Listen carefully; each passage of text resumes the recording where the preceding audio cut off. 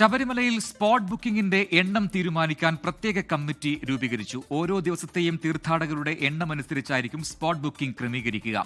ദേവസ്വം മന്ത്രി വി.എൻ. വാസവന്റെ അധ്യക്ഷതയിൽ ചേർന്ന യോഗത്തിലാണ് തീരുമാനം. ഓരോ ദിവസത്തെയും സ്പോട്ട് ബുക്കിംഗ് പ്രത്യേക കമ്മിറ്റി നിയന്ത്രിക്കും.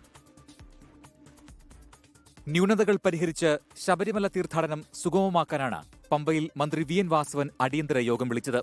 ഹൈക്കോടതി നിർദ്ദേശത്തിന്റെ അടിസ്ഥാനത്തിൽ ഓരോ ദിവസവും സ്പോട്ട് ബുക്കിംഗിന്റെ എണ്ണം തീരുമാനിക്കാൻ പ്രത്യേക കമ്മിറ്റി രൂപീകരിച്ചു.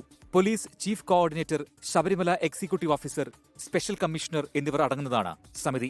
നിലവിൽ 18ാം പടിയിൽ ഒരു മിനിറ്റിൽ ശരാശരി 70 പേരാണ് കയറുന്നത്. അത് 85 ഉയർത്തും. അതിലൂടെ കൂടുതൽ പേർക്ക് ദർശനത്തിന് അവസരം ലഭിക്കും. പരിചയസമ്പന്നരായ കൂടുതൽ പോലീസുകാരെ നിയോഗിക്കും. എല്ലാ ദിവസവും സന്നിധാനത്ത് ADMന്റെ നേതൃത്വത്തിൽ ദേവസ്വം ബോർഡ് പ്രതിനിധിയും പോലീസ്, ആരോഗ്യം, ഫയർഫോഴ്സ്, വനം, വാട്ടർ അതോറിറ്റി, പൊതുമരാമത്ത് എന്നിവരുടെ സംയുക്ത യോഗം ചേരും. ചർച്ചയിൽ ഉന്നയിക്കപ്പെടുന്ന പ്രശ്നങ്ങൾ ഉടൻ പരിഹരിക്കും. നിലയ്ക്കലിലെ പാർക്കിംഗ് സ്ഥലം പൂർണ്ണമായും ഉപയോഗിക്കുന്നതിന് അടിയന്തര നടപടി സ്വീകരിക്കും. യോഗ തീരുമാനത്തിന്റെ അടിസ്ഥാനത്തിൽ ദിവസവേതനത്തിന് ആളുകളെ ക്ഷണിച്ച് ദേവസ്വം ബോർഡ് പരസ്യം പ്രസിദ്ധീകരിച്ചു. പമ്പ, നിലയ്ക്കൽ, എരുമേലി എന്നിവിടങ്ങളിലേക്കാണ് ആളുകളെ എടുക്കുന്നത്. ആകെ 300 പേരെയാണ് നിയമിക്കുക. അതേസമയം ശബരിമലയിൽ തീർത്ഥാടന തിരക്ക് തുടരുകയാണ്. ഇന്ന് ഉച്ചവരെ 50,000 പേർ ദർശനം നടത്തി.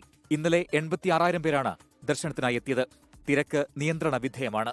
വെർച്വൽ ക്യൂ വഴി ബുക്ക് ചെയ്യുന്ന തീർത്ഥാടകർ അവർക്ക് അനുവദിച്ച സമയം കൃത്യമായി പാലിക്കണമെന്ന് പോലീസ് അറിയിച്ചു.